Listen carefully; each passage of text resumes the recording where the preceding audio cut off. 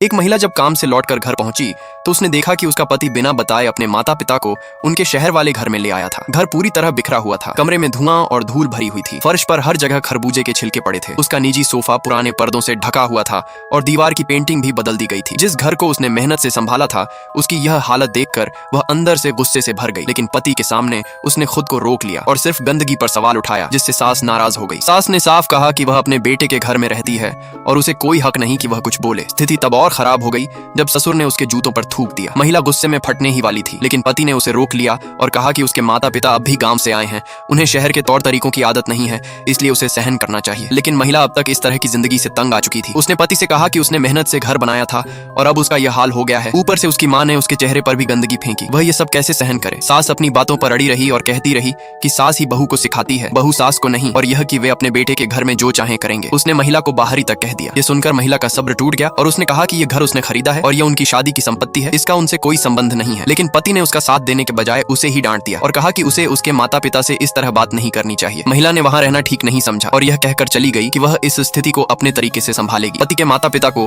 अपनी गलती का कोई एहसास नहीं हुआ, बल्कि वे चाहते थे कि पति उसे सबक सिखाए। उन्हें यह नहीं पता था कि महिला अब इस रिश्ते में दिलचस्पी खो चुकी है। इसके बाद वह घर नहीं गई और अगले दिन काम के बाद अपने मायके जाकर खाना खा आई। पति, जो उसके हाथ का खाना खाने का इंतजार कर रहा था, गुस्से में उसे फोन करता है। जब उसे पता चलता है कि वह उसके माता पिता के घर जाकर खा चुकी है तो वह नाराज हो जाता है और पूछता है कि उसने पहले क्यों नहीं बताया, क्योंकि उसने अपने माता पिता को पहले ही कह दिया था कि वे साथ खाना खाएंगे।